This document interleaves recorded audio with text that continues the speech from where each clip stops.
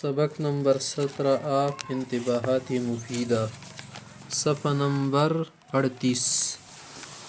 انتباہ چل رہا تھا کس کے متعلق؟ نبوت کے متعلق۔ آگے کہہ رہا ہے کہ رہا یہ شعبہ، اگر یہ شعبہ کوئی کر لے عقلیہ کے زمانے کے بدلنے سے جب مصلحتیں بدلتی ہے اور اسی بنا پر شرائع میں نسخ و تبدیل ہوتا آیا ہے، ان زمانے کے بدلنے سے مصلحتوں میں تبدیلی آتی ہیں اور شریعت میں بھی اللہ نے نسخ و تبدیل کا نظام بنایا، کیونکہ اس زمانے میں الگ نظام تھا، الگ مصلحتیں تھی، تو اس لیے شریعت میں مختلف احکام تھے۔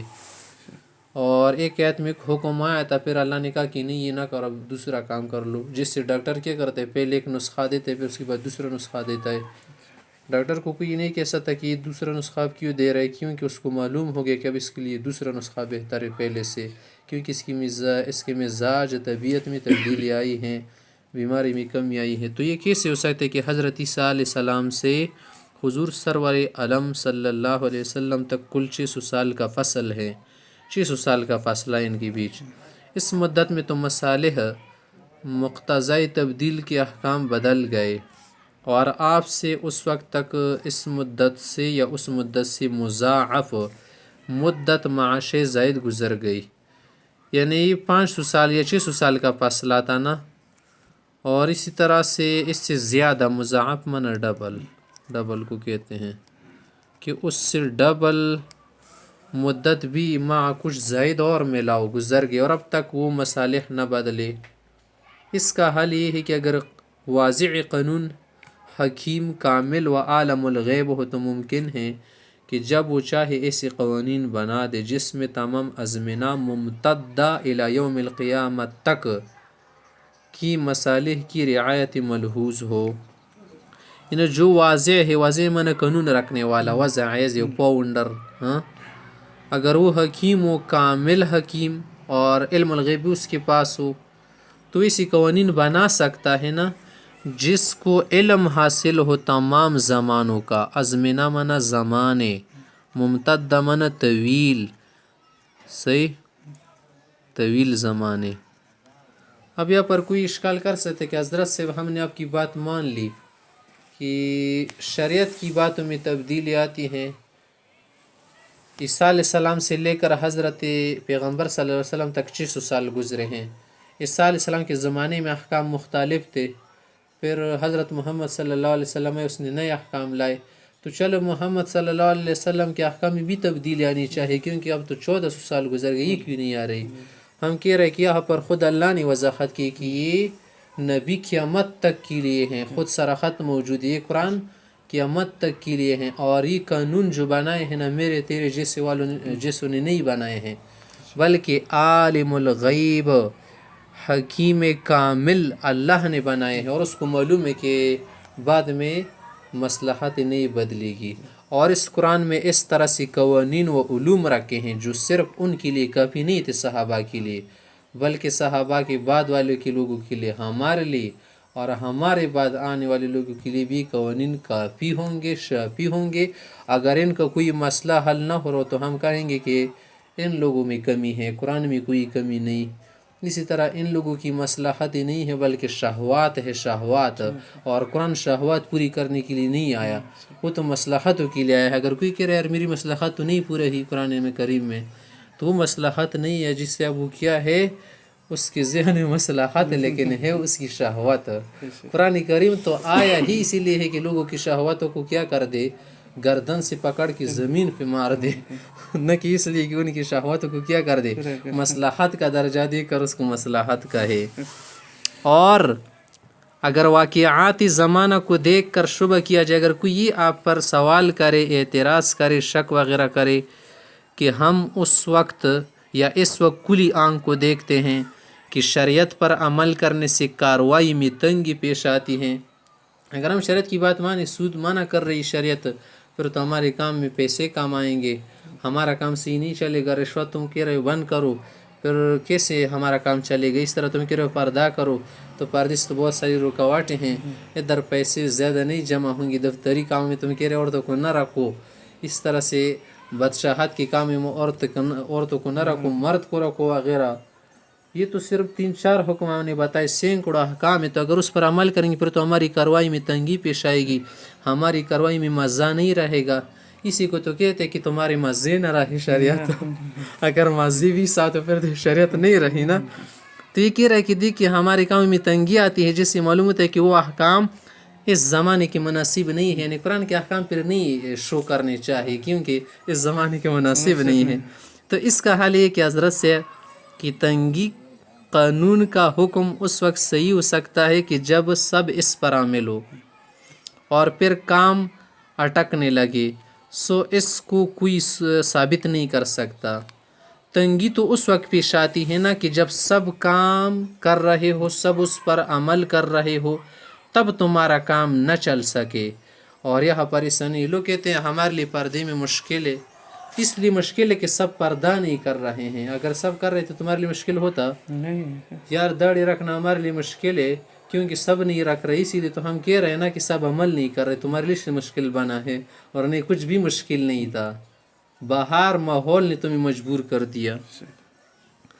اور سو اس کو کوئی ثابت نہیں کر سکتا. اور اس وقت جو تنگی پیش آ رہی ہے اس کا سبب تو یہ ہے کہ غیر عامل زیادہ ہے، جو عمل نہیں کر رہے اور عامل کم ہے. تو اس لیے تم نے یہ بہانہ ہے کہ ہمارے لیے تنگی پیش آئی ہے. یہ کوئی تنگی نہیں. جب ان قلیل عاملوں کو ان کثیر غیر عاملین سے سابقہ پڑے گا، سامنا پڑے گا، ضرور معاملات میں کشاکشی ہوگی. کنچ کول سی صحیح ده یہ بھی سے دس یا بل بھی دس ده صحیح ده کنا. سو اس تنگی کا مرجع یعنی رجوع کی جگہ تو ہمارا طرز معاشرت ہے. تمہارا معاشرت صحیح نہیں، تمہاری معاشرت نہ کہ احکام شرعیت، اس میں شرع کے احکام کی کوئی غلطی نہیں. جیسے طبیب مریض کو 10 چیزیں کھانے کو بتلاتا ہے مگر اس کے گاؤں میں ایک بھی نہیں ملتی. مثلا اس کو ڈاکٹر نے کہا تم یہ بھی کھاؤ، وہ بھی کھاؤ، فلاں چیز بھی اپنے لیے لے لو، یہ جو قدرتی ادویہ ہے نا ہر بلز. تو یہ تنگی طب میں نہیں، قریہ بستی کی تجارت میں ہوئی کہ وہاں پر دکان میں یہ چیزیں نہیں مل رہی. اس نے بتایا تھا کہ فلاں فلاں دوائی تم اپنے لیے خریدو، فلاں فلاں. تو نے کہا کہ ہمارے بازار میں تو نہیں مل رہا، ہم کیا کریں، تمہارے بازار کے تمہارے بازار کی کمی ہے، اس ڈاکٹر میں کمی نہیں ہے. اور کہیں تنگی واقعی نہیں ہوتی، محض اپنی ذاتی ضرر سے تنگی کا شبہ ہو جاتا ہے کہ مجھے تو تنگی ہو رہی، تجھے تنگی ہو رہی، تو اس سے پوری انسانیت کو نہیں ہو رہی. تو ایسا ذاتی ضرر مصلحت عامہ کی رعایت سے کون قانون ہے کہ جس میں نہیں ہے. چٹی غلطی احکام کے متعلق بعض کو یہ ہوتی ہے نا کہ وہ احکام کے علل غایہ اپنی رائے سے تراش کر وہ کیا کر رہے، بعض علل ہے نا، علل منع علت، وجہ، کسی حکم کی وجہ، پھر اس کی جو غایہ ہے، غایہ منع آخری بات جہاں پر حکم ختم ہو غایہ. مثلا تم کہہ رہے کہ زکوٰۃ کی غایت کیا ہے، غایت یہ ہے کہ اللہ راضی ہو. ایک اور غایت ہے دنیاوی طور پر فقیر کی حاجت پوری ہو جائے گی، تمہارا مال پاک ہو جائے گا، یہ بھی غایت ہے. صحیح. اسی طرح نیند کی غایت کیا ہے، نیند کی لیے علت کیا ہے، تھکاوٹ ہے. جب تھک جاؤ اور نیند پوری نہ ہو تو نیند خود آتی، اس کی غایت کیا ہے، تمہیں آرام ملے، سکون ملے. اس طرح احکام کی بھی علت بھی ہوتی ہیں، غایت بھی ہوتی ہیں. تو بعض لوگ اپنی رائے سے تراش کرتے، تراش نہ منا بنانا، ان کی وجود و عدم پر احکام کی وجود و عدم کو دائر سمجھتے ہیں. وہ کہتے ہیں کہ جب علت موجود ہو تو حکم موجود ہوگا، غایت موجود ہو تو حکم موجود ہوگا، نہ موجود ہو تو یہ بھی نہ موجود ہوگا. کسی کو کیا کرتے، ایک دوسرے سے ملاتے ہیں، اور نتیجہ اس کا یہ ہوتا ہے کہ احکام منسوسہ میں تصرف کرنے لگتے. چنانچہ بعض کی نسبت مسموع ہوا، بعض لوگوں کے متعلق ہم نے سنا کہ انہوں نے وضو کی علت غایت تنظیف محض سمجھ کر جب اپنے کو نظیف دیکھا، صاف.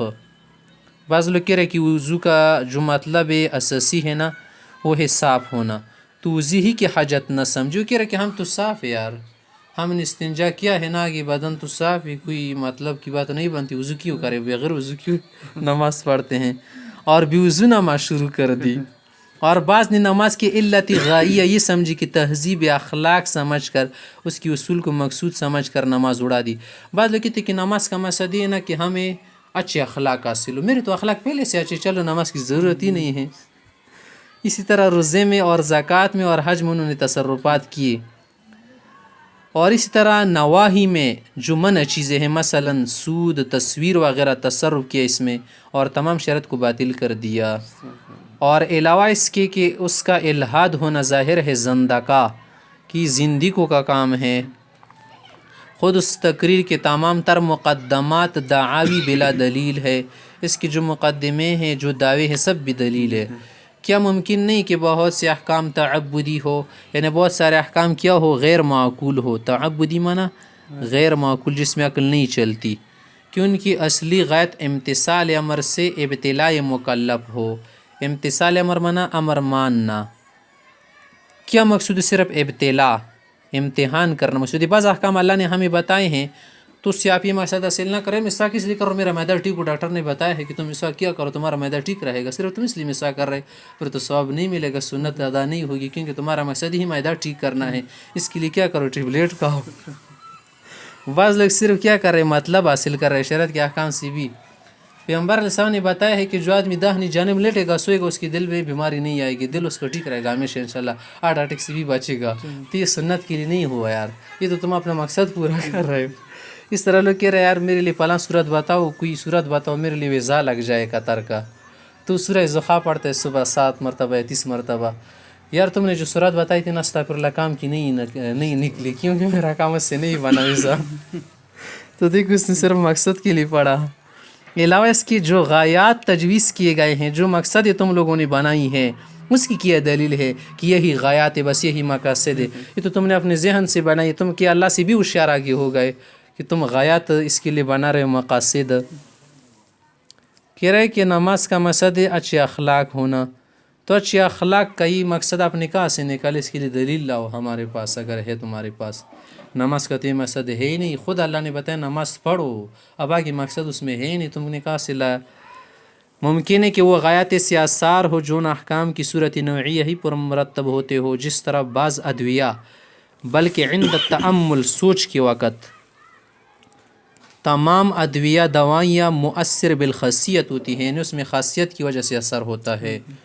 پھر یہ کہ ممکن ہے کہ کسی کے سمجھ میں کچھ آئے، کسی کے خیال میں کچھ اور آئے، تو ایک رائے کو دوسری رائے پر ترجیح کی کیا دلیل ہے؟ ہماری رائے کہ تمہاری رائے کہ پھر ہماری رائے کیوں نہیں مانتے؟ ہمیشہ تمہاری رائے مانیں کہ تم پاکستان کے ہو یا کس میں ملک کے ہو یا سونے کی بنی ہوئی ہو. ایک آدمی کہہ رہے یار میری رائے جو ہے نا بس اس کو آخری حرف سمجھ. دلیل کیا ہے؟ ہم آخری حرف سمجھے. تمہاری رائے جو ہے کسی سونے کے گھر سے آئی ہے یا کہاں سے آئی ہے؟ اسے بدن سے نکلی ہے نا، اور یہ بدن گوشت پوست کا بنا ہے، ہمارا بدن بھی تو گوشت پوست کا بنا ہے. پھر تمہاری رائے کیوں ترجیح کی ہے؟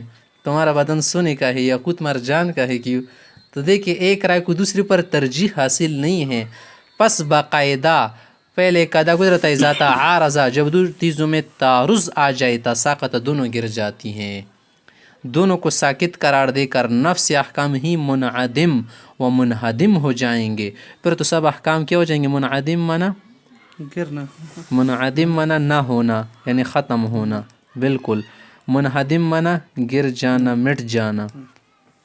تو کیا کوئی عاقل معتقد ملت جس کا عقیدہ ہو ملت و شریعت کا، اس کا قائل ہو سکتے اسی باتوں کا؟ نہیں. اور اس غلطی کے شعب میں سے ہیں، اور اس غلطی کے شعبوں میں سے شعبے یہ دو شعبوں کی غلط دادا کے مخالف مذہب کے مقابلے میں یہ علل بیان کر کے احکام فرعیہ کو ثابت کیا جاتا ہے.